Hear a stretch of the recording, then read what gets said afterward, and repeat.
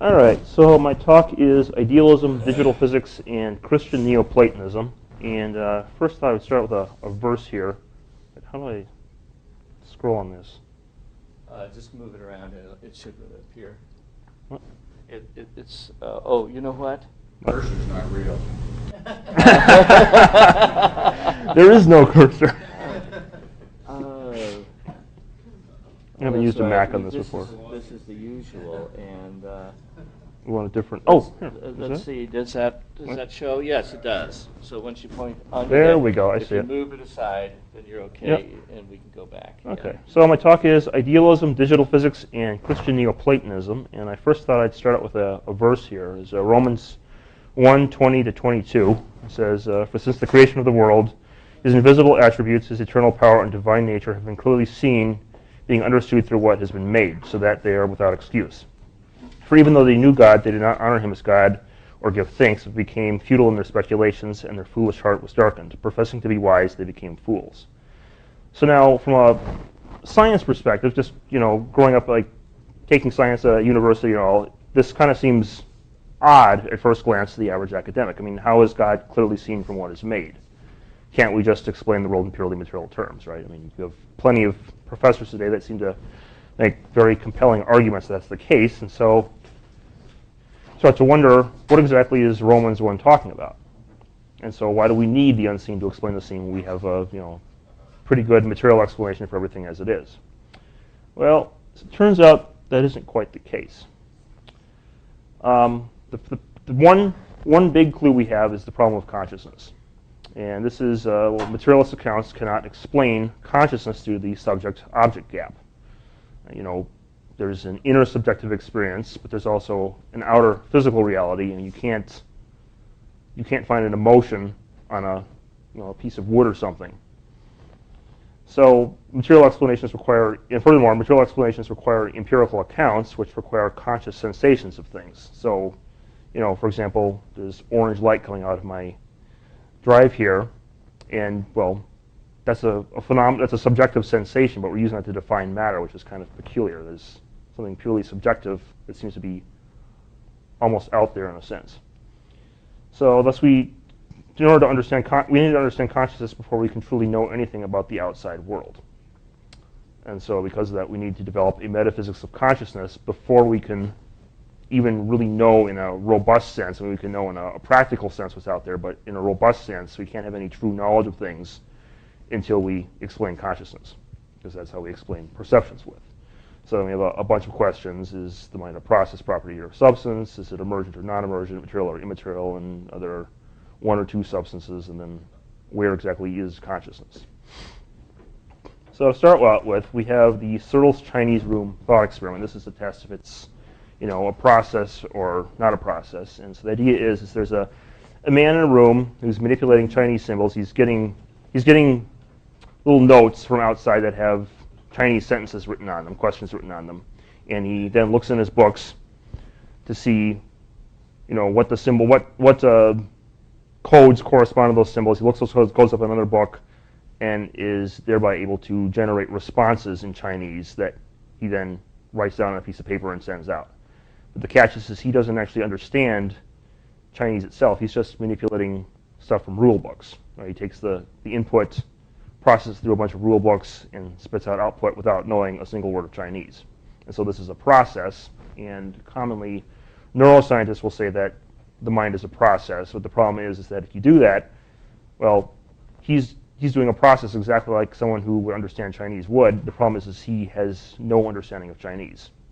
It's the difference in the syntax of the books versus the actual semantic understanding that someone who knows Chinese would know. And so therefore, consciousness cannot be a process, because if it was a process, you'd be able to understand semantics out of it, but you can't. And then next is the mind of property. Well, the problem with this is here we have a mental property attached to a physical substance.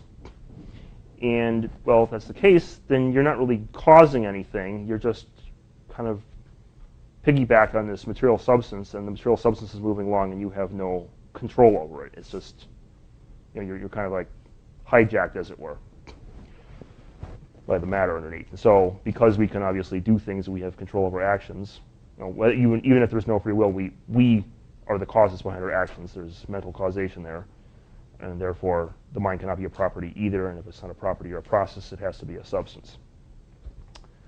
Now, next question: is consciousness emergent? Well, there's the problem of qualia, and qualia are what it is likeness of a given sensation. For example, there's this blue-green font I'm using here, and that would be an example of a qualia. And maybe you could reduce that to blue and green, and maybe the green down to blue and yellow again. The trouble with this is, though, is you can't reduce blue or yellow. They're completely irreducible. And if something's irreducible, that means that it can't be emergent either, because if it was emergent, you could reduce it to what it's emergent from. And besides, emergence only adds syntax, and objects are syntactically arranged to produce larger objects. You can't, for example, you see you have building plans for a house. You have bricks and mortar and wood and so on. You put those together, and it produces the building. The problem is there's no new meaning added to the building that's not already in the syntax of the building plans. There's no semantics added. So therefore, we have to conclude that consciousness is non-emergent and therefore fundamental. It's a fundamental substance. Then we have the question, is the mind material or immaterial? And for this, there's a whole raft of them, but I just picked a handful of these because this could go on forever if I gave you every single thought experiment on this topic.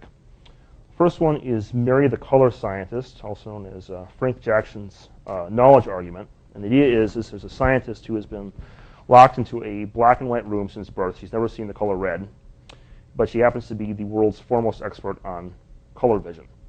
And she knows everything about the wavelength that corresponds to red, the cones and rods in the back of your eye, the neural signals that go to the occipital lobe.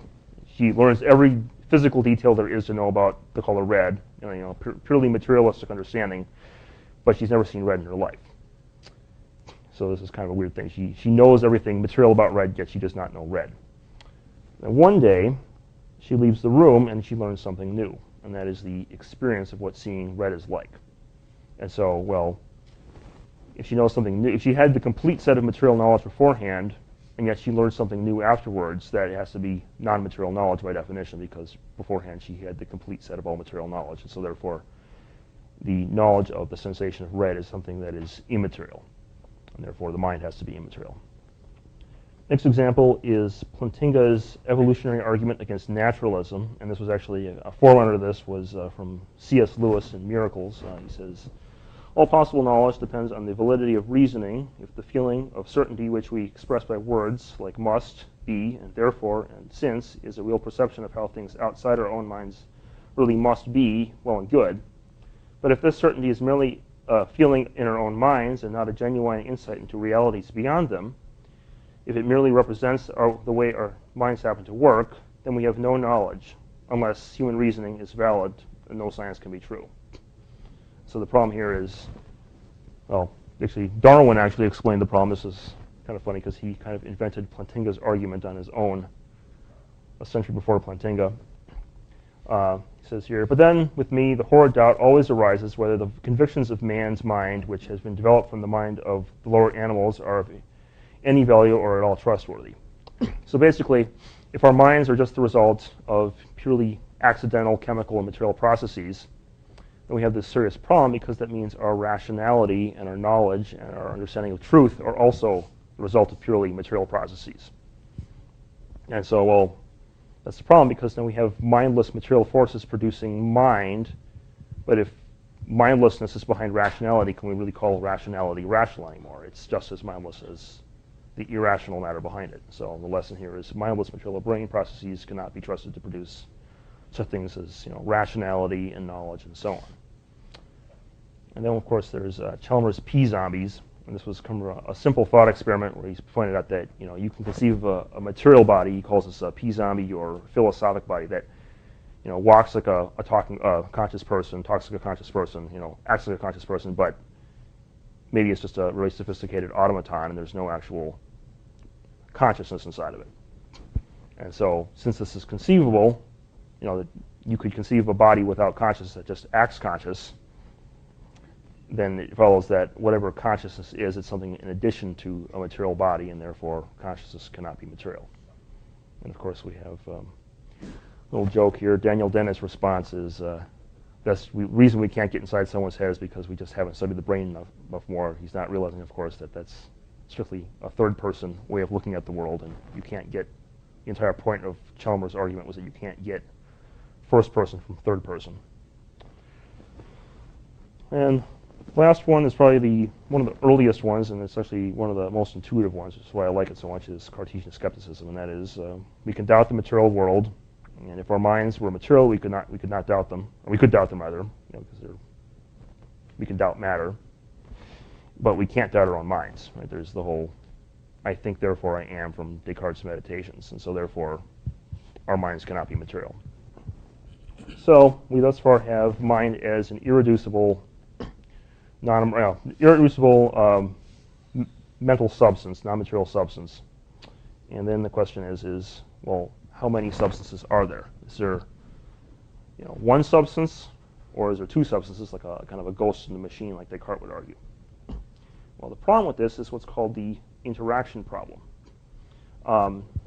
So, for example, say I'm moving my material hand, or so we might call it material, but the problem is now, in order to move a material object, you have to put a material force on it, which means that there has to be my mind has to ultimately at some point be, exerting material force on my neural pathways, which then run down to my hand, or my muscles, and then my hand. And so now my immaterial mind, I just demonstrated was immaterial before, is now producing this material force, and that seems kind of paradoxical because it doesn't make any sense to say that, right? So, because it would make it material again, it would have material properties. So immaterial things cannot produce material forces because if they did, well, then they would have material properties and therefore they would be material, and so therefore substance dualism is necessarily incoherent. And now we have my first argument for the existence of God. Very simple. Mind is fundamental, as a fundamental immaterial substance. Substance dualism is false. Therefore, it follows that matter can't possibly exist, at least not in a fundamental sense, and all is mind. And so therefore, we're inside of Bishop Berkeley's giant lucid dream. This is kind of a very infuriating argument because it cuts off any possibility of material explanation to the mind. You have to question back against the argument to defeat it. So I kind of added that little slide in. Atheists like to argue against dualism, so I figure if, that's one of their tools, and I've just turned their tool on them, and they have no defense on it because they'll have to question back to defeat the conclusion. And then the next question, when we add to our metaphysics, is where is the mind? So we have access to these, Platonic objects like the number 2, or, maybe an emotion. I don't know if they call it a Platonic object, but you have concepts that you can't find anywhere in space or time. You can't, point out somewhere and say, here's this logical proposition floating somewhere in space. It doesn't make any sense to say that ideas are out there in the physical world. So they're kind of outside space and time. But then on the flip side, we have this situation where you see immaterial qualia right here in the physical world. There's the color sensations on the screen behind me. And so we have this interesting thing where the mind has access to outside of space-time, but it also has access to inside of space-time. So now, what picture does this paint? Now, this is idealistic Neoplatonism, and the Neoplatonists had this idea that there is the Platonic world outside and there's the material world inside, but unlike classical Platonism, they had this idea that what we call the material world is not really material, it's kind of a projection from the Platonic world. And they call the Platonic world the pleroma, which is this non-physical Platonic realm, and then the hule, it's spelled Heil, but it's pronounced hule. That's the physical world, and the human mind here is kind of in between. It has access to outside, but it's kind of stuck in the physical. And so physical reality is a mental construct generated from a Platonic world, which is completely immaterial. So that's our picture from philosophy of mind that we've generated, all purely a priori. But now, even though that's philosophical, you can kind of turn that into a scientific thesis, and that's the second part. Digital physics. And the question is, can you test idealism, or is it merely a philosophic hypothesis? Well, you might think this is something you could never answer, but the catch is that the two models of the world have different predictions that are very subtle when you get into it. Material world would generate just clockwork behavior from atoms in the void, Whereas by contrast, an idealist universe describes the world as based on information processing. And computer scientist Brian Whitworth compared these two to the physics of our world. And the first example, I don't know why it should have been spread across. Meet the physics student Sheldon. And Sheldon's a physics student. He's never heard of relativity or quantum mechanics before in his life, however, but he decides to go into school to learn these things. However, before going here, he gets stuck in a car accident, and he ends up in a lucid dream and a coma for the next 10 years. And of course, I know Sheldon doesn't drive if you watch Big Bang Theory, but I just had to put him in there anyway. So one day in his dream, he doesn't realize he's dreaming, but one day in his dream, he boards a supersonic plane, and the problem is it's going 750 miles an hour. And the thing is that he doesn't realize he's still in his dream, and I may be wrong on this number, but I believe that the human mind can only process speeds up to 1,000 miles per hour. You can't see, you move too fast, you won't see it. The problem now is that because his world is actually generated from his mind, but he doesn't realize it, everything inside that lucid dream is being generated by the information processing in his brain, and therefore nothing in his world can go faster than 1,000 miles an hour. So now let's suppose that one day he's on the supersonic jet going 750 miles an hour north. Another supersonic jet moves 750 miles an hour south, and he has a speedometer a speed detector to try and measure just how fast the plane is going. And it should be going 1,500 miles an hour with respect to him because, 750 plus 750. The problem is only speeds up to 1,000 miles an hour can work in this world. So he has this very peculiar situation where no matter how fast he goes into it, only goes up to 1,000 miles an hour. And he's very confused by this. And furthermore, the closer he gets to 1,000 miles an hour, the more his brain slows down in processing the other plane. And from his perspective, it looks like the person on the other plane is going slower. And so from this, he reaches two premises about the world. One is just tautologist, and that is the laws of physics are the same in all reference frames. That's Galilean relativity that we all learned in basic high school physics. The second is that there is a maximum velocity that is the same in all reference frames. Now, does anyone here know what you can derive from just those two premises? Einsteinian relativity. Exactly. All the mathematics of special relativity derives from those two premises. The catch is he's never heard of special relativity before in his life, and now he has this situation where he wakes up. He's developed all this math in his dream. He wakes up, goes to school, and lo and behold, he suddenly has relativity. And he discovers, where does this come from? This is what I derive in my dream from what I was studying, and how do you guys know about it? Except, of course, it's, the speed of light rather than 1,000 miles per hour. That's the only real difference. Now, if you think that's spooky, it gets worse. So what happens when you guys open too many pages on your computer? Slows down, right? So let's kind of put that into, that's an information processing effect. But let's say we put that into a video game like RuneScape here. And, it's loaded up in different grids. And so you put too many objects in one grid. Well, the information processing allotted to that grid is starting to be used up more. And because of that, the computer, or the processing for at least that area, begins to slow down. And so you have a situation where there is one grid with a whole lot of stuff, another grid with not much stuff, and the grid with the whole lot of stuff seems to be running slower. Everyone's moving through it, kind of moving in slow motion through this other grid that has all the stuff in it. Well, that's what sounds like general relativity, doesn't it? You have too much mass in an area, and time begins to slow down, and space bends, and so on.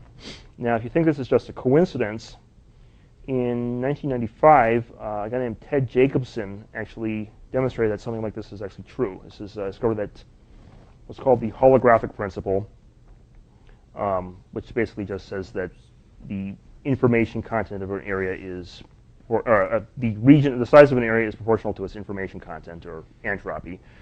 And when you combine the holographic principle with entropy, you can actually derive general relativity from scratch. And if you put more information in a region of space than is allowed by basically the holographic principle says it's S equals A over 4 is the relation between area and entropy. And entropy is S, and area is A, obviously. So now, you have a given region of space, and you want to put more entropy in it than is allowed by the bound. Well, now you have a situation where you have to put a larger space into a smaller space, and the only way you can do that is if you bend the space in. And so you have this, you can then see how relativity derives out of that. What's fascinating is you actually can, when you take this to this extreme limit, you actually have this situation where space curvature is dependent on information processing, and time dilation is dependent on information processing, which is, it's not just a coincidence. This actually is the best explanation in quantum gravity now for why space bends in the presence of large objects. So now we have, I'm going to try and get out of this for just a moment because I want to show you guys a video. That's the relativity half of this, but then there's, where's the, You want to get that? yeah, I'm going to get that video up. You can see more here. Yeah, the video is really fascinating. Let's go. Put that down, and then do you have? Well, it's down here. You actually start to see certain types of effects in you see in quantum mechanics that you actually see, that you also see in computer games completely by accident. And this is a guy from Second Life. Unfortunately, we can't show that, so yeah, we're going to have to. You kind of, I copied a snapshot of the screen of it anyway for the tunneling activity, but you can actually see certain types of quantum effects in Minecraft. And I was also going to play a clip from Second Life, a conference given by the founder of Second Life, where you had a situation where you have a marble in a cup, and you put the marble in the cup one night, and you come back the next day, and the marble is outside the cup. And it was weird because he discovered this was an information load processing effect, and the marble would always appear on the other side of the cup simply because the computer couldn't process both the marble and the cup at the same time always, and so you have the situation where sometimes the object would pass through the cup wall. And well, you see that actually in quantum mechanics. We just call it quantum tunneling. And oddly, the larger the object, the better chance it has of tunneling, or the larger the energy of the object, the better chance it has of tunneling through the wall, which is a larger load being processed. So he basically had quantum tunneling in Second Life, but I had this little clip here in Minecraft where you had cows and chickens passing through a fence as well. So tunneling, of course, is this phenomena where if you have a marble and you have it in a cup, and you shake the cup just a little bit, just enough to roll the marble around in the bottom, if it's a big classical marble, you can shake that cup forever. And when you come back, you'll still find the marble in it. You can do it as long as you like. You can do it for 1 billion years. It doesn't matter. But as you guys probably know, in the quantum mechanical domain, you get this very odd behavior, which is if you shake the cup just a little, and then you come back the next day, marble's gone. It actually just left the cup. It just went through the side wall of the cup. It tunneled, as we say in quantum mechanics, through what's called a classical barrier. It just left. There's a statistical probability that a very small quantum mechanical particle, like an electron, will just leave the container that it's in by way of the wall. And there was this thing that was going on at the time. I was basically starting to do some of the early thinking in engineering around physics simulation in Second Life. And I was encountering this problem, which was that when you try to basically simulate little marbles running into each other in a physics simulator on a computer, that is to say, when you try to redo the laws of physics on a computer, and the computer has only a finite amount of power, you run into this very interesting problem, which is that, well, and I'll say what the problem is, and then I'll go back to why, but basically, if you leave a marble in a cup in Second Life, and you leave all night, and you come back, what happens? The marble's gone. And it actually turns out that that problem isn't fixable. So what I'm trying to say is, if your computers are only so fast at simulating a virtual world, that is to say, if you have a finite number of computers, and you want to simulate a certain amount of virtual space, you run into this problem, and it turns out you can't solve it, that if you don't want things to bounce out of, if you don't want that little marble to leave the cup that it's in, you actually would have to have an infinite amount of computing power to guarantee that it won't over a certain amount of time. Does Does everybody sort of see where I'm going with this? So what was just incredibly interesting to me, and I was already very interested in virtual worlds, was this bizarre fact that the computational limits imposed by simulation when you were simulating a virtual world on a computer essentially resulted in the same kind of, I'm just going to say, artifacts or problems that make quantum mechanics weird.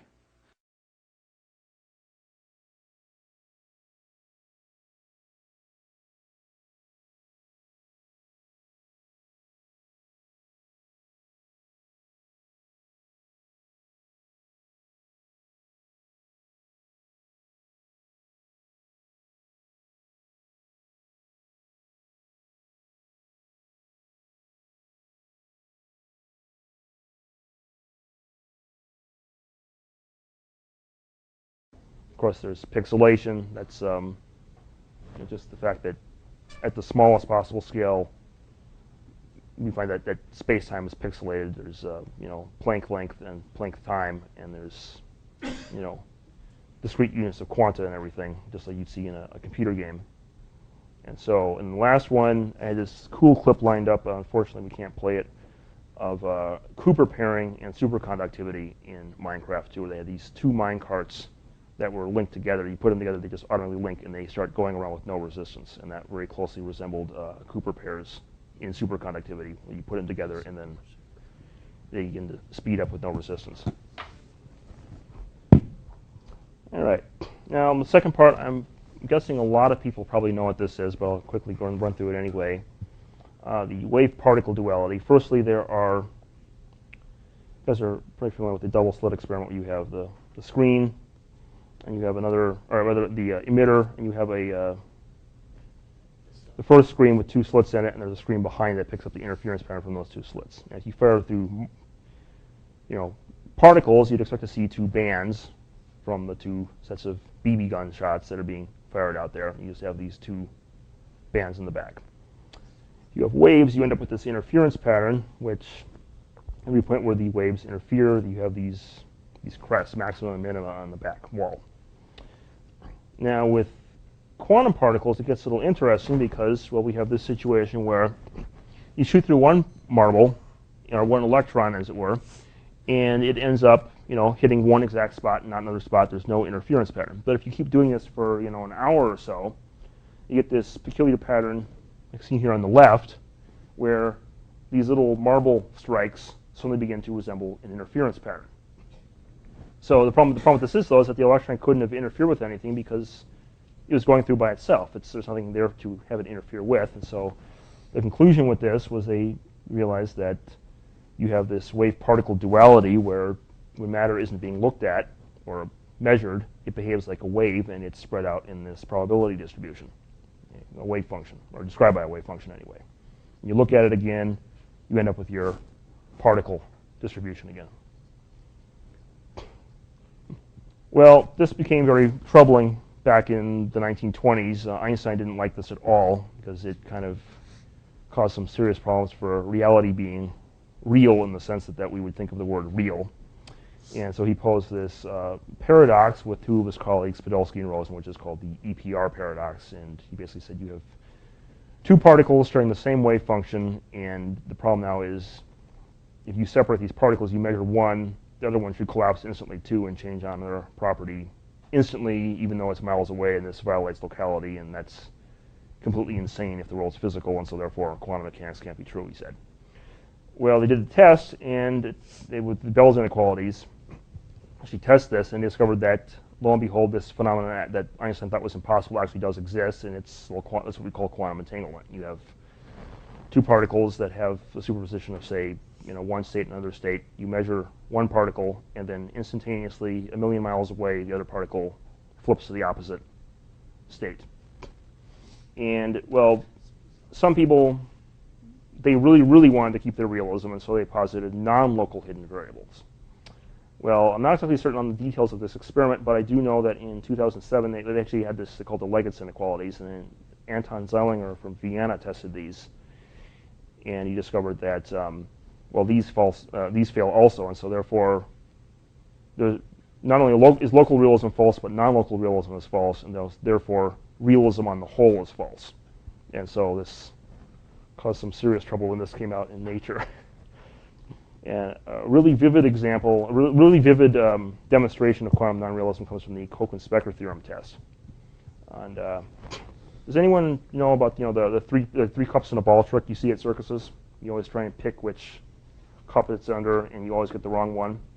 Well, what they did is they had this experimental setup where they had the particle could be in 3 different states, possibly, potentially, and you'd always have to set the context of the experiment up so that you could measure one property or another property.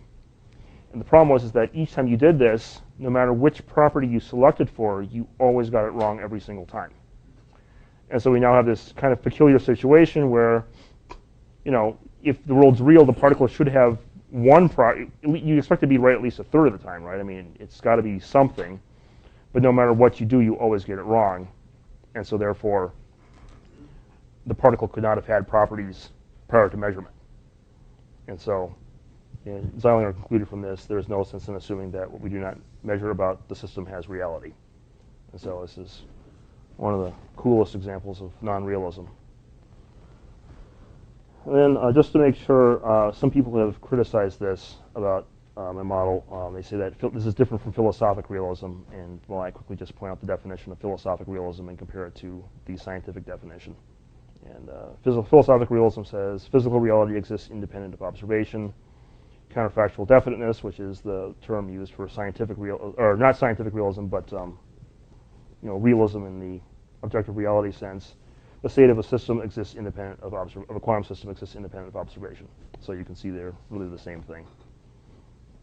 Realism has been officially falsified as of 2007. Lastly, I know it's insane, isn't it? I put up this up to atheists and they go stark raving mad. Then there's macro realism. Some people say that, well, this just applies to the quantum regime. It doesn't scale up to the macroscopic regime. And, well, that is true in one sense. You're not going to see cars tunneling through garage doors, or if you do, you're going to have to buy a new garage door. But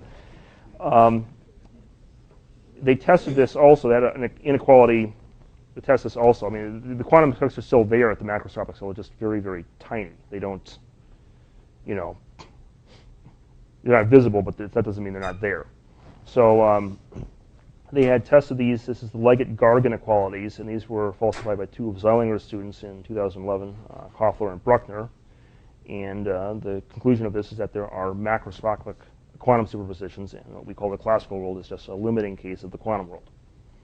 And then they had some loopholes in those too. The only way this can be false is if the Hubbard-Bell-Leggett-Garg inequality is not violated. But the problem with that is right in the paper they say, in order for that to be violated, a realistic explanation of an observed violation requires either the failure of the Bell locality, which means that entanglement is false, but we just already knew that entanglement is true, or a preparation conspiracy of finely tuned and non-locally correlated noise. Well, basically, the last part means that if materialism really is true, if realism really is true, then it's because the flying spaghetti monster planted all the quantum states in the universe to test the atheist faith in materialism. So they're kind of at their last straws right now. It's kind of funny to watch it. So this is an example of macro realism and why the objection that it doesn't apply to the quantum scale, the macro scale doesn't work. You have Neo in the matrix, and you have there's these tiny matrix code effects that you zoom down, you see those little quantum tunneling effects you would see in the video games at a very tiny scale on his hands and so on. He doesn't see it because he's at a much higher level of resolution, but none of it's real anyway. He's still in the matrix even though he can't see he's in the matrix because all the weird matrix effects are very, very tiny to him. Now that's what information processing physics does to matter, but when we get to space, things get really spooky. Actually, you're discovering that not only does not matter doesn't exist in the way we think, but space doesn't really exist either. The first clue with this is the holographic principle. That's kind of what I got to a little bit before, but I'm going to run down a little explanation of it now. So the question is, how much information can you extract from a region of space? well, you ask questions about objects and so on, and at some point you have to get down to this very tiny scale where in order to ask questions or make observations, you have to push it to this limit where you run into the Heisenberg uncertainty principle, and you push past that, you measure the position value very well, but the energy value is now messed up. It starts getting really big. And you keep pushing it, and well, the energy value at one point, that goes over too, and it's so dense now that it creates a black hole, and you can't ask any more questions from the other side of the black hole. You can't make any more measures because nothing comes out the other side of a black hole. So there's a limit to how much information you can extract from a region before the region turns into a black hole. Well, there's another guy named Jacob Bekenstein, who had a different problem, and he was asking, well, say you dump entropy into a black hole, and it seems you can destroy entropy and therefore violate the second law of thermodynamics, and well, that just seems weird. And so he didn't like this, and he proposed a solution. This is now kind of consensus in physics, where the entropy, which is the measure of information content, is defined by the surface area of the black hole. And that's the maximum amount of entropy you can have in a region of space before it turns into a black hole. Or it happens to be the same bound as before. So the amount of entropy you throw into a black hole happens to be correlated to its surface, which also happens to be the exact amount that defines an area before it turns into a black hole. And so there's this correspondence now between what seems to be on the interior of a black hole, a three-dimensional ball, you'd think of it, and the surface area. It's not really, the surface area isn't, the volume, really isn't there. It's the surface area that's defining the volume. And so that's the ADS-CFT correspondence, which is holographic duality between a two-dimensional sheet or two-dimensional surface and a three-dimensional volume that encloses it. And then they discovered later that this applies to the universe as well, and so the conclusion is that what we call space-time is actually a hologram. And of course, there's the Big Bang, which people have disagreements about that sometimes, but the point is that even on completely secular science, it means that physical space-time had an absolute beginning at some point in the past, and therefore it can't be fundamental. This last one is kind of cool. This is quantum entanglement and non-realism when you put them together. Space is defined by distance between locations. That's just kind of tautology. You can't talk about space unless there's 2 points to measure that space from. And before collapse, however, remember I pointed out that particles don't have properties before collapse? Well, some of those properties are locations. And because some of those properties are locations, you have this situation now where, well, the locations don't exist prior to collapse. The problem is, so there's no space before collapse. But now the catch is that this isn't just between two entangled particles. Well, it is between two entangled particles, but the problem is that the definition of entanglement is when two or more particles share the same wave function, and well, there happens to be a wave function for the whole universe, and so therefore it follows that everything is entangled, and therefore it follows that no locations exist before collapse, and so therefore space is just an illusion of observation. There's nothing there before you look at it. Now that sounds pretty radical and almost crazy. However, curiously enough, a whole bunch of high-level quantum gravity theorists are just that crazy, beginning with Albert Einstein himself. He didn't understand, they didn't have enough knowledge to really work on quantum gravity back then, but Einstein knew kind of where the solution lay. And this was on a letter he gave to David Bohm on the matter. And he said, we have to find a possibility to get rid of the continuum together with space and time altogether. But I have not the slightest idea what kind of elementary concepts could be used in such a theory. So basically Einstein is admitting that in order to explain quantum gravity, you have to treat space-time as an illusion. This is Fotini Markopoulou from the Perimeter Institute. Space-time is not fundamental. Space-time is, if you like, a kind of emergent effect from something else that underlies it, and that something else could be information in the following way. That was from a talk she gave at a World Science Festival. She's one of the, and the next quote is, my guess is just space doesn't exist. And then the next one is Lee Smolin. This guy's actually an atheist, which is kind of interesting considering his conclusions. He says, when we imagine we are seeing an infinite three-dimensional space, we are falling for the fallacy in which we substitute what we see for an intellectual construct. And Markopoulou and Smolin happen to be two of the world's leading loop quantum gravity theorists. So these guys are like the very cutting edge of their field. And Smolin goes on, the analogy between the history of the universe and the flow of information in a computer is the most rational scientific analogy I could make.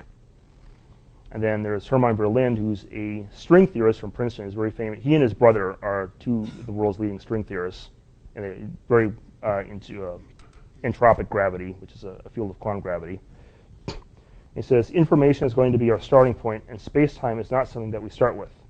We forget about what space is and time is, and by thinking about what the information is doing, then space-time will be emergent. It will just come out of a bunch of zeros and ones. So it's pretty indicative right there. Now, by the way, that Whitworth guy I mentioned at the beginning, he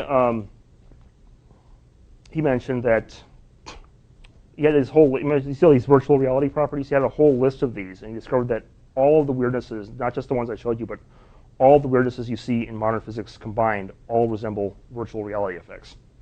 And well, if space is an illusion generated from information, that kind of leads to the conclusion, the unsettling conclusion, our world is a virtual reality.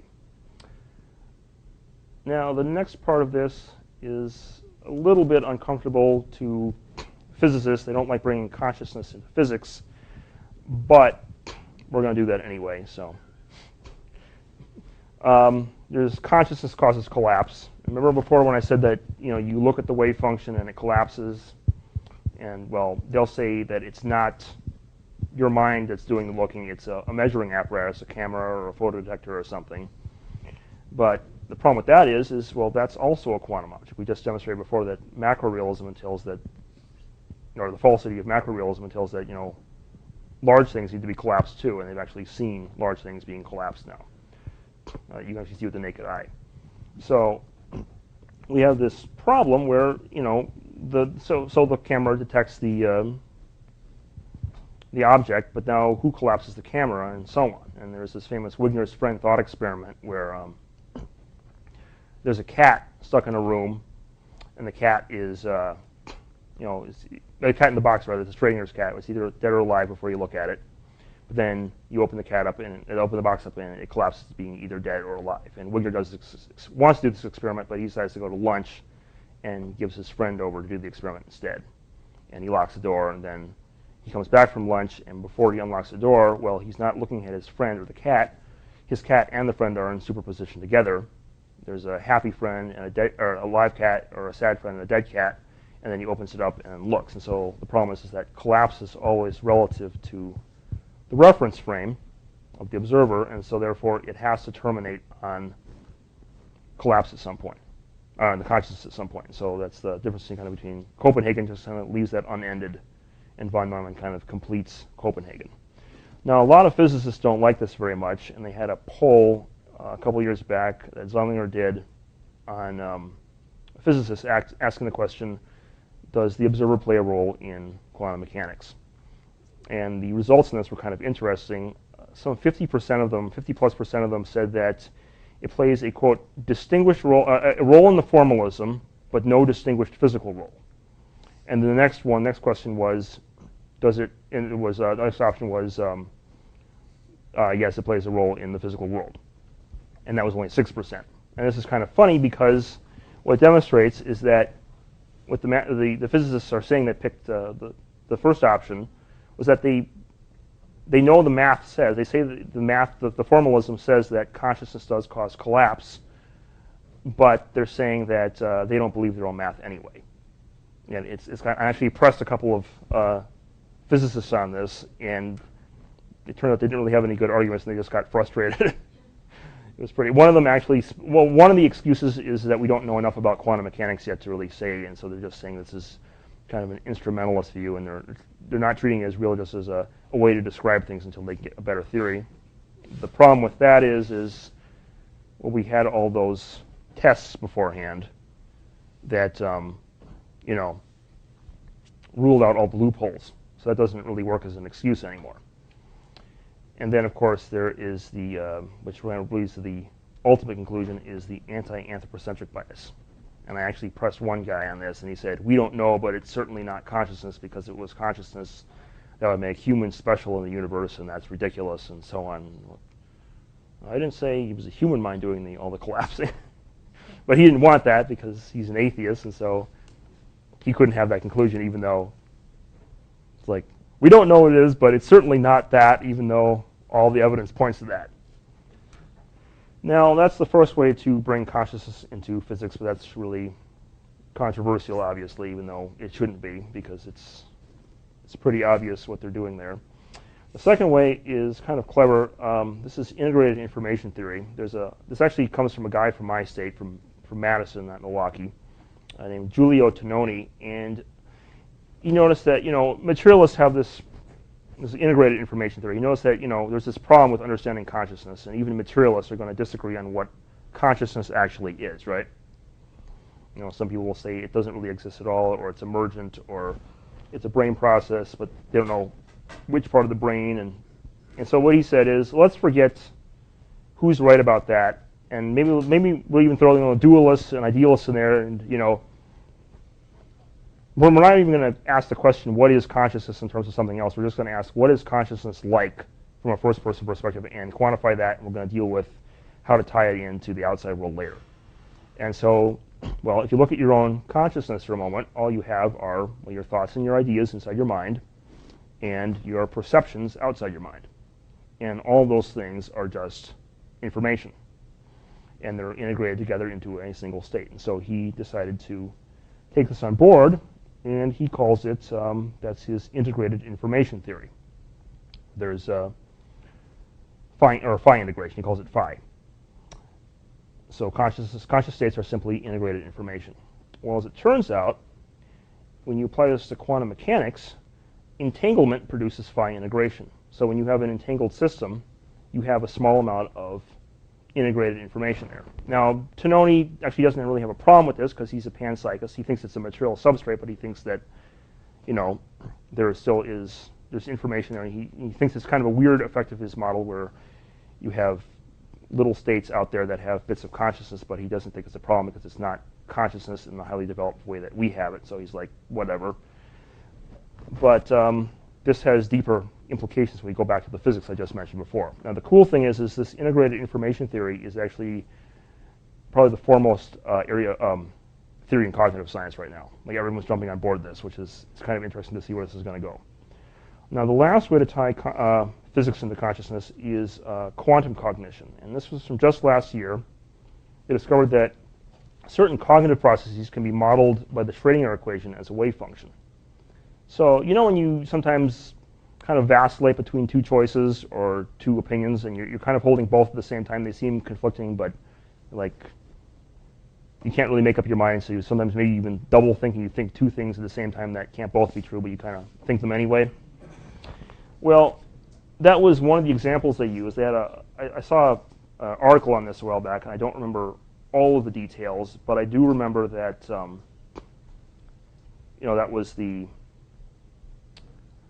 that was one of the best examples. And anyway, well, that's superposition in the wave function. Remember before when the particles in that superposition of locations, kind of a probability smear, they discovered that those holding conflicting opinions and so on resembles the behavior of the Schrödinger equation. And when you actually do research on asking people opinions they have about things and so on, and map it out in kind of a scientific, take hundreds of people and map it out in a scientific fashion, they discovered that these thinking processes resemble the Schrödinger equation. And they modeled this further, and they found that you can actually model a lot of other brain processes very efficiently as well. And so now we have this situation where you can model thoughts as something that happens before collapse. But they didn't say that it actually was this way. They said that it modeled this way, but it's actually classical. But, well, we'll see where that goes. I have a sneaking suspicion that it really is quantum and not just behaves quantum. So now we go back to the holographic correspondence. I'll show you how this ties in. Space-time is, space-time in 3D equals a quantum field in 2D. And that's just the holographic correspondence we mentioned before. Now, when they applied this to certain things, they found out it's called the ER equals EPR holographic correspondence. This was discovered by Susskind and Maldacena a couple of years ago. And what they did is they had two entangled black holes, and they showed that these two entangled black holes, when they modeled them in 3D, and they mapped it over or in 2D, it corresponds directly to the black hole horizons, which are two-dimensional fields, quantum entangled fields now. When they map it over to 3D, it corresponds exactly to a wormhole metric. So those black holes are no longer really black holes, they're wormholes. So you have entanglement in 2D, and you have I don't know, a Stargate portal or something in 3D. So once they realized this, they got this notion that, well, you know, entanglement defines space-time, which means, well, the wave function defines space-time. And they thought this was kind of peculiar. And so they extended this further, and they found that later on you can actually model whole space-time tensors in terms of entanglement. Not even just wormholes, but just generically. And this was from just this year, this from New Scientist magazine. Analysis suggests that the geometry, or that's the space-time, in which a quantum state exists is determined by the entanglement tensor network. And so here we have entanglement being more fundamental than space-time. So now we have this situation, though, where entanglement generates integrated information, thus space-time emerges from a conscious state. Remember I said that integrated information comes from entanglement? Well, I also pointed out before that everything in the universe is entangled, and so therefore you can model the world as one giant conscious state. And then, or you forget about that route entirely, and you go the quantum cognition route, and you say, well, a wave function is a thought, and it's a superposition of wave functions indefinitely, and so you have this situation where you just have wave functions added on wave functions, and you have this universe emerges from another conscious state, from thoughts. And this is my digital physics argument. This one actually, a friend of mine was an atheist, converted on this on the first look. Basically, our world is a virtual construct generated from integrated information. Premise 2, conscious states are integrated information. Therefore, our universe is a conscious state, and then conscious states exist inside minds. And so the universe is in the mind of God. And so now we have our digital physics model of the world, where there's, you know, the virtual reality of emergent space-time inside, and it's generated from this world of thoughts on the outside. And you know, we're actually experiencing. It's kind of when you talk about beneath space-time, it seems kind of spooky to everyone, right? But remember, I pointed out before that, well, your thoughts and emotions. When you try to find your thoughts and emotions in space-time, you can't really find them, right? And so we have this kind of weird situation now where suddenly beneath space-time doesn't seem to be surprising anymore because you already have access to beneath space-time. You can kind of introspect and just see that your thoughts and emotions don't exist anywhere in space. Now, you look at that model, and, well, that looks sneakingly suspicious to the model I just pointed out before. You have, you know, the pleroma, which is the realm of thoughts and platonic forms and so on, and then inside that is the physical world, and you have the human mind that's connecting between. You go back, it's the same model, the exact same, what we just derived from the philosophy generates, you can get that out of the physics as well, just that's the long way around to do it. And so both science and philosophy point to idealism. And now the third part is Christian Neoplatonism. Interestingly enough, the Bible hints at this as well, and there's enough clues in it to derive the same picture. And first we start out with verses hinting at idealism. This is Acts 17, 27 to 28. He is not far from each one of us, for in him we live and move and exist, and even some of your own poets have said, for we also are his children. And then there's also, he is before all things, and in him all things hold together. That's Colossians 1:17. Now it turns out the poet of Acts 17:28 that Paul is referring to was Aratus of Soli of the 3rd century BC. It's like hymn to Zeus, I think it was. I may be mistaken on that, but I think it was that. And then Aratus' poem specifically referenced the creation as being interior to God. And if, well, God is an immaterial mind, that means that the material world is interior to an immaterial mind, which really means that we call the material world is not material at all, but it implies idealism. It's all inside an immaterial mind. Now, the next clue, this was information related to God, is in Genesis, well, how does God create the universe? Just speaks it, right? But, well, it's kind of weird. You know, when I speak words. I don't speak matter. You know, I don't speak and then suddenly, abracadabra, this thing pops out, right? The mouse pops out. Well, in this case, we have God speaking a physical world into existence, and that just seems really weird. And well, you realize, well, it doesn't really seem weird anymore when you realize that the world is information construct. God speaks, and then the lines of programming appear and generates the virtual reality that we're in. And then when you push this further, this is very telling. This was actually quite astonishing. Let's read the verse first, and I'll look at the comparison. By faith we understand the worlds were made by the word of God, so that the things which are seen were not made by things which are visible. So God's word is this invisible thing that creates this visible world.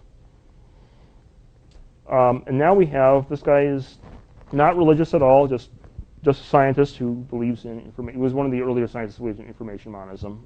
John Archibald Wheeler, who was a colleague of Albert Einstein, said, it from bit symbolizes the idea that every item of the physical world has at bottom, a very deep bottom in most instances, an immaterial source and explanation. So now we have this very strange parallel where, well, there's, there's the physical world, which corresponds to it. That's the physical item. There's the Word of God, which is, it's a word. There's a bit. A bit of information is like a word you type out on, a computer. And then we have things which are seen and the things which are not seen, and it's the physical world and the immaterial world. It's the exact same thing. It's just digital physics in the Bible, and it's very clear that, the Bible is basically saying the world is not made out of matter, it's made out of the Word of God, or information. So then the question is, what is God's creative Word? In the beginning was the Word, and the Word was with God, and the Word was God. He was in the beginning with God. All things were made through him, and without him nothing was made that was made. That's John 1:3, and then of course there's Hebrews 1:2-3. But in these last days he has spoken to us by his Son, whom he appointed heir of all things, and through him also he made the universe. The Son is the radiance of God's glory and the exact representation of his being, sustaining all things by his powerful word. And so we see here God created the universe through the Son, who is the Word of God, or the Logos. And actually that shows up in Neoplatonism. That concept is called the Logos, and it's the first emanation of the One, which is kind of the Neoplatonist concept of God the Father. And actually the word in John 1:1 actually translates to the Logos, which is kind of logic with a capital L, or divinized logic in kind of a Neoplatonist terminology. And so we have God's Word is the Logos, the Son, or Jesus Christ, and that proceeds from the Father, the One, in Neoplatonism. Next, the concept of the pleroma in Neoplatonism. I didn't even realize this, but one of my professors, J.P. Moreland, pointed this out to me. I thought this was the case, and I asked him, he's like, yeah, that was, Paul was using those words specifically to reach the people he was talking to. For it was the Father's good pleasure for all the fullness to dwell in him, and that's Colossians 1:19. The Greek for fullness is pleroma, the exact same word. So the pleroma in Neoplatonism is the immaterial world we just pointed out before, from which the physical world derives. And then if we go, remember I said beforehand that the verses that imply idealism, there's Colossians 1:17, he's before all things, and in him all things hold together. Well, we go back here, and hold on. I think it's, oh yeah, so that's the 1:19, and the context is 1:17, and it's the same thing. It's in him all things hold together. It's the world that contains the physical world. And so Christ is kind of the instantiation of that world. And so we have this situation where the universe is, in Christianity, inside the mind of God. There's the fullness, the Logos, or Christ, which is the spoken word of the Father, and creation, which is this world. And then we compare it to Neoplatonic idealism, or idealistic Neoplatonism, and you have, the pleroma and the hule and the human mind, and then you compare it to the physics, and it's the same thing, the virtual reality contained by a mind.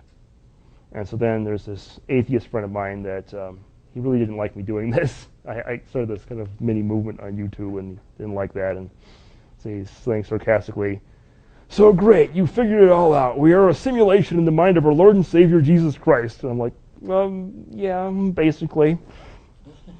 And he kind of shrieked and ran off. And the cool thing with this is remember how we have automatic knowledge of God from Romans 1, that verse didn't seem to make sense on a material picture of the world? Well, turns out that's actually built right into our own consciousness. We have, it derives from straight up epistemology. We know the material world could be an illusion even though our mind can't, so that's the world's immaterial. We know dualism is incoherent, and so therefore God has to exist by default. And if idealism is true, that means that what we see as an empirical world can't be fundamental because the empirical world is always a generation of a mind. If you have a dream, well, there's a mind dreaming that dream, right? And so automatically, therefore, we call the empirical has to be secondary in a mental universe. And so therefore, if we see a physical world, that means that automatically there needs to be an immaterial world behind it that's run by God. So conclusions here are God is automatically known by the mere existence of the empirical world, assuming correct epistemology, just Cartesian skepticism and logical coherence. And you're directly aware of this invisible world, actually, because that's where your own thoughts and emotions are. It's not some, spooky. I mean, it is a supernatural world, but it's not spooky, really, because you already have access to it right now, assuming you have, internal thoughts in your own mind. And that corresponds to Romans 1:20, which you mentioned before. For since the creation of the world, God's invisible qualities and its eternal power and divine nature have been clearly seen, being understood from what has been made, so that people are without excuse. And so now what happens when we reject proper epistemology and we just base it on kind of just the empirical world, right? Roma said that people go into foolishness when they do that. So, where was it here? Well, foolishness ensues, and we have, remember how I said that Plantinga pointed out that if the mind's purely material, we can't trust it for rationality? Well, it turns out there are some people that called a limited materialist. This is a big camp in neuroscience right now that say that not only does consciousness not exist, there's one guy, Marvin Minsky, who's a famous AI researcher, who says that his answer to the Chinese room is that understanding really doesn't exist either. It's just a word we use, and there really isn't any such thing as understanding, and people denying qualia. And then we have Krauss, who has the same kind of epistemology, and based on that epistemology we saw in his debate with Loma and Craig, 2 + 2 = 5 for sufficiently large values of 2. Well, I think, let me say that, Solomon pointed out that atheists are fools, so that kind of is a good demonstration of it. Maybe they really are material minds if they think that. 2 + 2 = 5. So the lesson is see to it that no one takes you captive through hollow and deceptive philosophy, which depends on human tradition and the basic principles of this world rather than in Christ. And my mom, way back, always used to think that this was just, get rid of philosophy in general. Well, no, what it actually means is basic principles of this world. So you base your philosophy on kind of naive intuitions about a material world, and of course you're going to get it wrong. You're not going to understand that there's an immaterial world and a God and so on. And also, interestingly, it implies that, this whole thing of we walk by faith, not by sight. Well, we see here in the physical, that's just the surface world. That's not the real world as it is.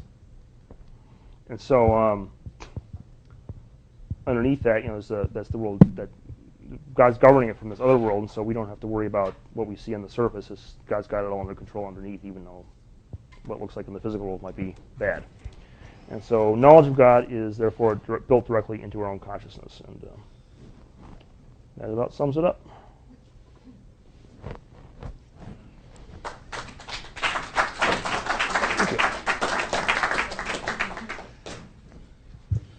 Okay, we have time for a few questions, and we'll start with Sean. I have often a long thought about what you said here, and I've always believed that the world and we as individuals are mental projections on the part of God. My question for you is, and what I have difficulty with, is if my mind is independent of physical reality, why does physical reality have such an effect on my mind? Because it's also mental. Because why? What you're calling physical reality isn't physical, it's mental. I turn this upside down. Well, call it external information then if you want. Why does external information have such an impact on my mind if my mind is independent of that? Let's say that agents walk in the room right now and start shooting people up from the Matrix, right? Right.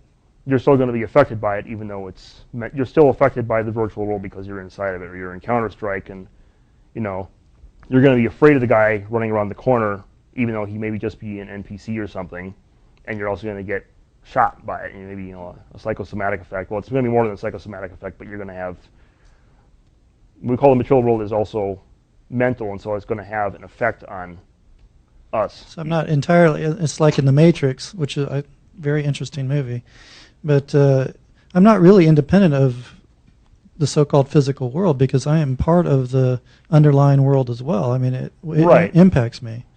But yeah, I mean, the whole point is you can't entirely escape the Matrix. You can't entirely escape the Matrix. It's still it's not like it's a completely detached thing. The Matrix is kind of a movie. It's a way to analogize this, but it's not a perfect. Because in the movie in the Matrix, the idea was that you could escape the Matrix until the third movie, I guess, and when you realize you're really part of it. Well, I suppose there is heaven, right? I mean, that could be another VR construct. Right. You can escape to or something. And I mean, well, have you ever been hurt in a dream? Yes. Okay, well, there you go. Well, I think one thing to keep in mind is that the person who is keeping all of this stuff in order is God. And so the fact that we get injured by what we call reality is evidence that God is bigger than we are. Gotcha. Yep. Very thoughtful and interesting presentation, and I think probably not refutable in empirical arguments or philosophical arguments, but I'm wondering about theological. Okay. One of the early idealists in American religious thought was Jonathan Edwards. You probably know this. Right, he's an idealist, actually. So another interesting thing about Edwards, though, is he's a thoroughgoing and committed Calvinist. Right. And it does raise the question, if everything exists in the mind of God, that is a much more attractive proposition probably to those coming from a theological perspective of Calvinism or determinism, where God in fact determines everything. Right. How do you deal with issues like determinism if you come from an Arminian perspective, free will, and also the question of, isn't this just a version of panentheism? If we're all in the mind of God and God is all, and in fact everything is God. So I think those are some fundamental theological questions. I actually got both of these questions before. The first one is free will. Actually, it's interesting because idealism actually implies free will in a sense, and that implies agent causation, where there's the concept that the material brain is driving a material, your mind's processes, and so therefore you're not free. But if mind comes before matter, then it follows that the mind is what's. So God has the free will, but then the question is, do we have free will? But what about human free will? Right. The question then, I think the idea then is that God would grant us bits of our own consciousness to use ourselves. Like he's not. We're gonna have our free will is going to be dependent on God, but God still grants us some control sets that we can use our own consciousness to. And might he grant us that in a matrix or a context of actual material matter? Yeah. But it seems to me it's important to creation that there be something other than God, and to reduce everything to maybe. That comes to the second one, and that's an interesting point, because actually when I started this on YouTube, I was kind of a apologetics hack. I kind of came from left field trying to troll atheists with the physics stuff, and I knew that pantheism was a problem, but I didn't know about panentheism. I figured the problem with pantheism was just that it identifies the universe with God, and so therefore if God includes outside the universe, it's not a problem anymore. And I actually made a video where I hadn't distinguished between what's called strong and weak panentheism at the time, and I had raised some objections. I realized I have to kind of go back and clear. I mean, the video was actually pretty good in the whole. I drive the Christian story, but the problem was that some of the parts of the video looked like it could have a strong panentheism in it. And well, the catch with this is it's just a matter of there's two kinds of panentheism. There's strong panentheism, which is it's all God in the strict sense, and then there's weak panentheism, which is there's God's mind, and then there are the thoughts inside God's mind, but God is not God's thoughts. And a good example of this would be, Huck Finn is not Mark Twain. Huck Finn is in the mind of Mark Twain. He's a mental creation of Mark Twain, but they're two different people. And so therefore there's God's mind, God's I, and that's separate from the little minds. They're both forms of panentheism. Both forms of panentheism, but the second one is not really a problem. Most Orthodox Christians would have problems with it. Nancy Murphy at Fuller is a non-reducible materialist, and I have trouble with her because I think that there is a spirit side of it. But I think this is the other extreme. And she mentioned, it was funny because Morlin actually we talked about Nancy Murphy in class and how she was a super materialist. She's like, doesn't believe in demons or angels. Demon, it said, she's a Christian. Does she believe in demon possession? And like, and then so actually, Morland said actually she was asked that in class, and there was this situation where, there's she actually said in the conference, actually I don't have demons or angels in my model, and then they're like, well, some of them then said, well, what about God? God is an immaterial mind, and she's like, well, I'm working. That's the problem for my model, but I'm working on it.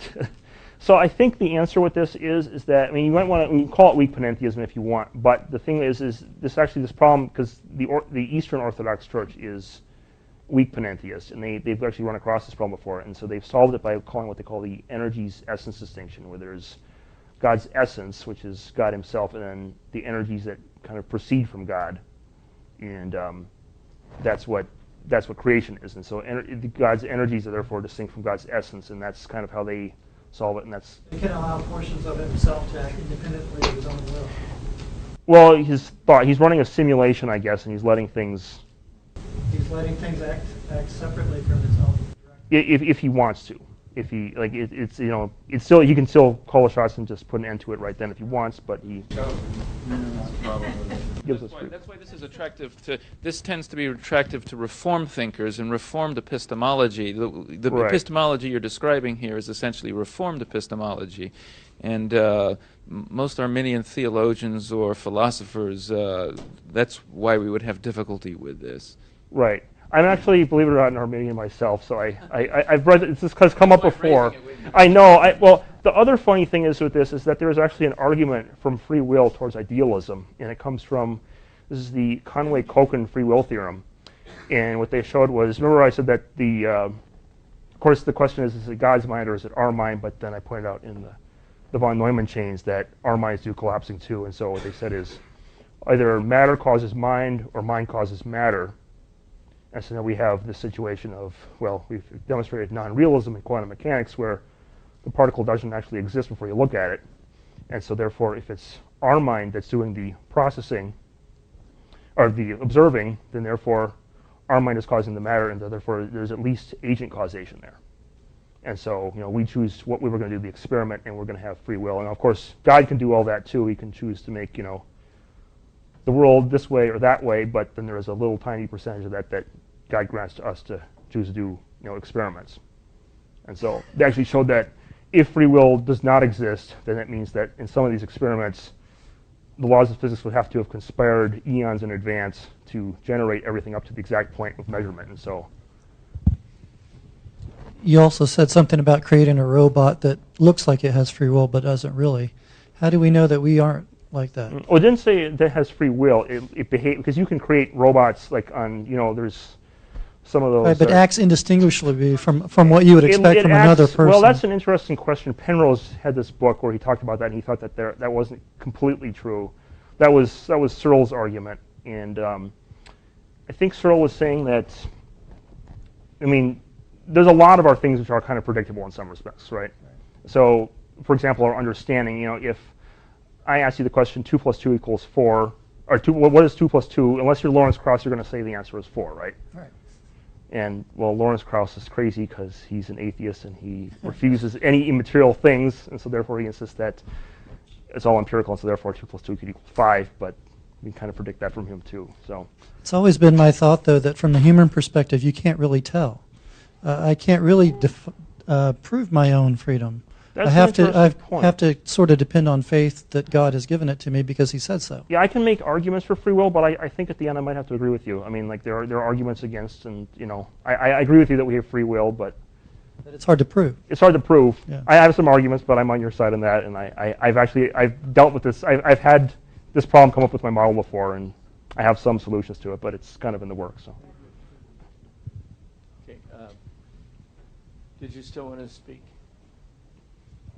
Well, I was wondering how you would distinguish between pantheism and this line of thinking.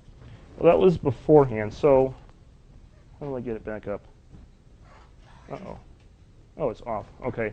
So, well, that was kind of the energies essence distinction issue from before, where you have, there's pantheism is the universe is God. There's panentheism, the universe is inside of God. But then there's the question: is panentheism orthodox too? And so then there's the situation of strong versus weak panentheism. And so then there's strong panentheism, which says that all is God, which is, that's got problems with it. But then there's weak panentheism, which says that there's God, but then there's God's thoughts, and God's thoughts are not God in the same way that Huck Finn is not Mark Twain. So there's God's creations are not God just because they happen to be programs inside God. Now, an interesting thought on this, if you don't take this model anyway, is just look at omniscience for a second. God knows everything in existence, right?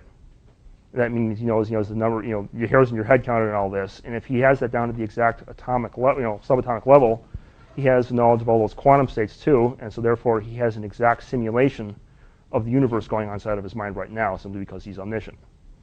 And well, if it's an exact simulation, it has the exact, even the qualitative states and so on, those people that are in his mind would not be able to tell if they're in the real world or just the world where there's, that's generated by God's omniscience. And so we can't really tell which of those we're in anyway, even if you say there's a physical world here and there's God's mind over here, just because there's God's omniscience is there, means that, yeah, exactly. So it's kind of an interesting problem. But this is the problem that has come up, and my current solution to this is the energies essence distinction that they've come up with in the Orthodox Church. So. Two-part question. The first one's easy, second one's a little bit more complicated. Now, everything you've been basing this proposal in is based upon the ideas of quantum mechanics. Right. Now, from the quantum mechanic point of view, which we have a very difficult time analyzing because of all the probabilities in this thing, that we just don't have the ability to measure various things, the uncertainty principle, things like that. Here's the question from a different point of view. Does God not have the ability to measure both the velocity and the position of a particle? That's an interesting question. This actually, an atheist brought this up as an argument against God, and my solution was, I said that, well, there's the Heisenberg uncertainty principle. I said God can't measure both, but I said, well, if you get rid of materialism, well, there's not a problem there because the position doesn't actually exist before you measure it. And they actually have this experiment called the quantum Cheshire cat now, and this is very infuriating to materialists, where they have the particle and they split one of the properties off from the particle. Remember in Alice in Wonderland where there's this big smiley face grin floating off over here and there's the cat here? Well, they actually have that now with quantum particles. They can take a property and just take it off the particle and it's floating off in free space. And there's the particle going. And they can do this with any properties. And in theory, you could take the one particle and just split all of its properties off everywhere, and then you have a particle with no properties. Well, that's a problem now because, well, what's the if I take this mouse and take away the white on it, it's transparent. Take away the feeling of it, I can't feel it. Take away the property of volume and spatial extent. Can you really say the mouse exists? You have all the properties just floating off, and well, you've just disintegrated the particle into pure information, and so. So you're basically removing even the quantum mechanics type of thing because you're going below that to say nothing is real. Exactly. It's not that God measures the position and doesn't know the velocity. It's not that God doesn't know the velocity. It's that the velocity isn't there because God isn't simulating it. Okay. So then that leads to my important question, and that is this. You have now removed realism. You've now removed determinism of Einstein. You've removed the quantum mechanics of the last century. And so you're basing it totally on a projection of God's mind that everything exists in this way. How can any of that be in any way demonstrated from your argument or from the next guy's argument who disagrees entirely with everything you've just said from a philosophical point of view? How do we not know we are not Mark Twain's mysterious stranger, which at the very end of the story is a floating speck of matter through space, and everything he's ever thought in his entire life is actually just his own consciousness projected around himself? How do we not know we're that rather than living in the mind of God or anything other philosophy? How do we distinguish this from solipsism? Yes. How do we know anything in the universe is real or from the mind of God in any way? Right. Well, you have rationality, but you've got this. You put yourself into a solipsistic box. This is actually kind of interesting, and there's I can't remember the name of this guy. Richard Kahn Henry from Johns Hopkins University pointed this out, and he said, "Well, from quantum mechanics, we have this choice now. We can either say it's solipsism, and it's all that we're all that exists, or we have theism out of this, and he said, he was pointing out that this is why physicists were so recalcitrant. Remember I mentioned that poll before where they had 50-some% of the physicists didn't believe their own math? Like they said, we know this is what the theory says, we know this is predicted every experiment to date, but it's not true because it can't be true because it's ridiculous if it was true. And actually, I had a physicist actually tell me that, like to my face once. He said that no one actually believes in quantum mechanics. I think that if I was solipsistic and I am creating everything around me, that I would be better at it. That's a good argument against it. We'd all have superpowers. We'd all have superpowers to be able to. Yeah. But my question wait a minute. But my question is, how does anything of what we're saying can be demonstrated? How can anybody demonstrate anything? Well, even if you're solipsistic, this physics works because if you're solipsistic, it's all a generation of information in your mind, right? Remember the first example I had where there was the physics student who discovers that his own universe has a speed limit? Yes. Well, that's a solipsist world. That's not because he's in a dream. He doesn't realize he's in that dream for 10 years, and he's stuck there, and he's doing physics there, and that actually is a solipsist world. And so on the physics half, you probably can't really distinguish between solipsism and theism, but I think solipsism... You wake up within your own dream. Right. Which I've done before. That's kind of fun. When you wake up in your own dream, then you can control it. Yeah, but I've never been able to wake up in this one. That's a good way. That's a good practical argument against it. And there is the argument, of course, that solipsism it just seems kind of ridiculous, and so we'll just take it a matter of faith that God exists and that solipsism is false. But that isn't much of a leap because everyone, even the atheists, make that leap of faith every single day. So. And then there are some possibilities for defeaters of solipsism that I've been playing with some friends, but they require idealism to work, but it's a little more complicated. So. Well, thank you very much for coming, and those of you who have further questions are welcome to talk with him until he can't stay any longer. Okay. And Johannes Ratz, thank you very much for coming as well.